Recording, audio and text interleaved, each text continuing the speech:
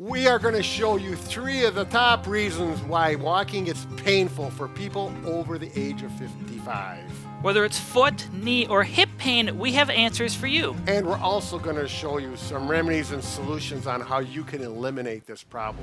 Okay, we got 2 experts that provided us the information for this video. Number 1 is Dr. Ray McClanahan, a podiatrist of 26 years of experience, and he's developed a way that can reduce foot pain and reduce surgeries needed on the feet. The second expert is Rick Olderman, who is a physical therapist with over 3 decades of experience. He has written numerous courses and books on subjects like this, and we take his information very serious. That's right. We're going to explain it to you, and it's all good stuff. All right, and if you want more details and information on some of the books they've read, etc., go to bobandbrad.com, go to the Experts tab, scroll down, you'll see their picture and name, click on it, and it all falls out right in front of you. The beauty of the internet.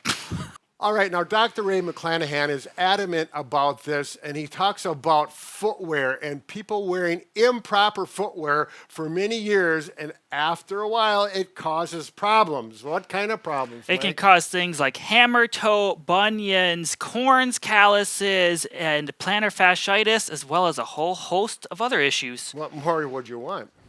This is very important. The shape of the forefoot of their shoes oftentimes, and most always, are pointing like this shoe that happens to be my wife's.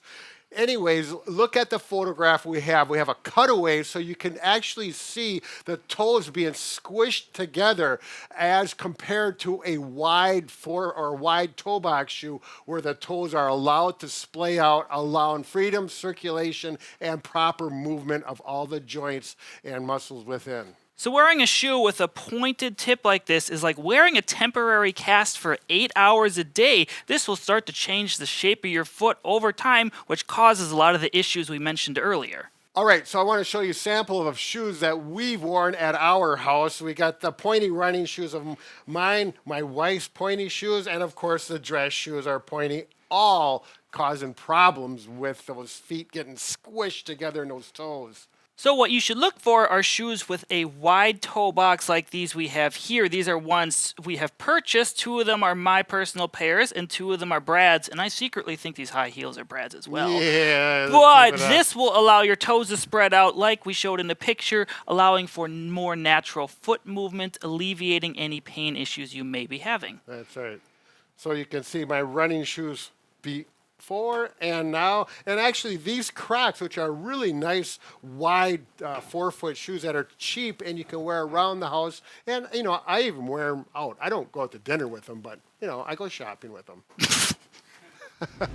So obviously you're not going to wear your wide shoes all the time, but if you can change your habits 70 to 80% of the time wearing the wide toe box, is going to make significant difference on your forefoot and reducing pain. You'll notice it within a week. All right, the next point that Ray brings up about, or Dr. McClanahan brings up about shoes is high heels, and not just high heels like this, but when you have typical shoes like this is actually, the heel is higher than the forefoot. And what that does is that shortens the calf muscle and results in a tight calf muscles, which makes walking and knee pain more prevalent. So the idea is obviously you're not going to wear this high very often, but even this is not a zero drop shoe. A zero drop shoe means that the heel distance between the floor and your heel is the same as between the floor and your forefoot. Now look at this one. It's not very obvious, but here I have a pair that is the same style. I cut it in half, and you can see the thickness here versus here is actually higher here, so your foot has a tendency to slide forward, get squished in that toe box more, as well as letting the heel cord and the calf muscle tighten up over time. All these things add up to problems with the foot, knee, and the hip as well. So there are numerous different styles of a zero drop shoe. If you look at these, my running shoes, you can see the amount of thickness between the ground and your foot is much more than the shoe I'm holding here that is black. This is a minimalist barefoot style shoe. You can see how flimsy it is. I can actually fold it in half. You do not need to go to this extreme, especially right away. You should not do this because you're going to feel the ground a lot more and it might be uncomfortable for you. So we recommend something with a little bit of a thicker cushioning in there, but just look for the zero drop. Boy, I was going to say drop there, and it could put a little more cushioning in there, making it easier to transition out of your raised heel shoes. You can see in this diagram of a minimalist shoe, look how little padding there actually is there, and you can see it's even throughout. Yes, I want to emphasize, I've tried these shoes. They're zero drop, but I have a problem with my forefoot. It's called, Bob, what is it called again? Morton's neuroma. Morton's neuroma, how could I forget? It's too painful with these. So I did go with the zero drop that have cushion, much better. And I have a feeling a lot of people starting out will feel more comfortable with the cushioned zero drop and, of course, the forefoot width.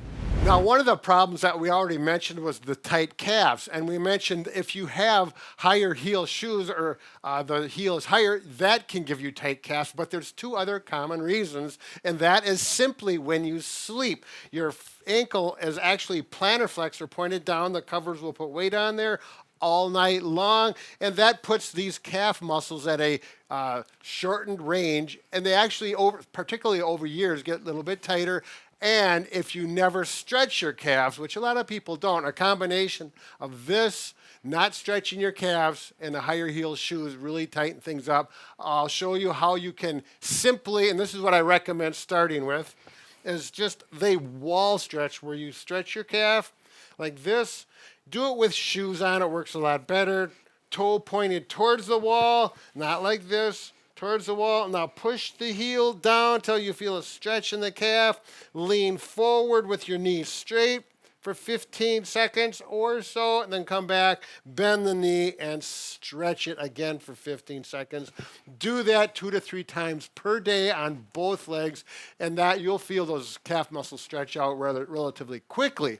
Now, if you have a real tight calves, or one side is tighter than the other, which Mike did have, what he used during the sleeping phase so that this plantar flexion is not involved, is he actually got a night splint on his tight ankle, which not many people are going to do this, but if you really have a tight ankle and you want to get after it quickly, you simply wear this. You can see it Velcros on.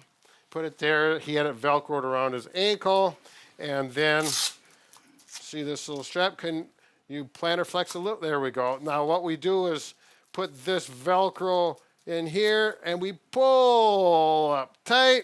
You feel a little stretch there? You should feel comfortable with this. Notice that I'm not actually stretching way up like this. It's more in a neutral position. The whole point of this is to prevent you from plantar flexing, not actually stretching your calf the entire night, because you will never fall asleep. So you're going to start wearing this for short durations of time, what you can handle. If you wake up and it's bothering you, simply take it off. Try to wear it longer over time. This is a great recommendation from Rick Olderman, and it also really helps with plantar fasciitis, because oftentimes people have very tight calves, which can cause plantar fasciitis issues as well. Right. And Mike, you know from experience, this is his baby right here.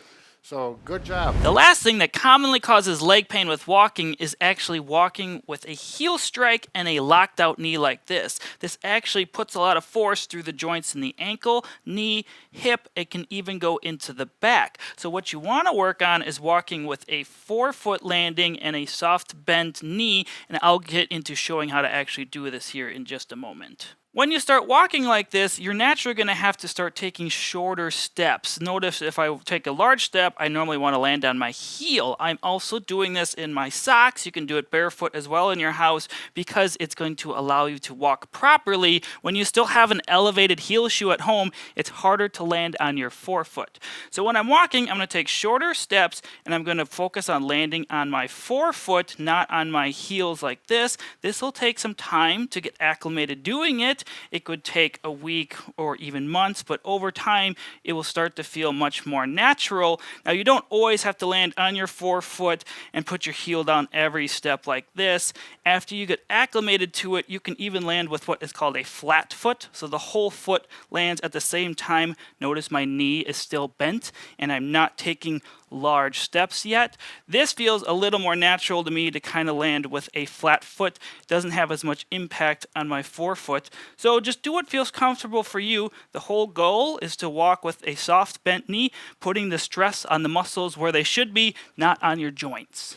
Now, Mike, I want to clear this up because there's going to be comments and questions about those socks. You got the cute little toes. Is that just because that's what you like, or is there a reason for that? I like wearing these because they help keep some separation between your toes, especially if they are squished. Now, if you have bunions or hammer toes, this can help with that, as well as some type of toe spacer. We're not going to talk about that in this video, but I like wearing these running because they can also prevent blisters from happening. Ah, good point. So that's just not because they're cute. Reduces friction between your toes. Yes. I think I'll get some. Thanks.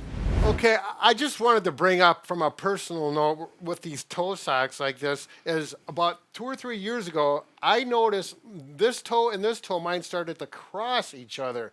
And that's where this all made so much sense to me, where these tight toe boxes are really messing up my feet. Now, Mike has these little toey whatever socks, and now look what he can do to his feet. He can actually spread his toes apart and get a gap in there. You may not be able to see it because they're black socks.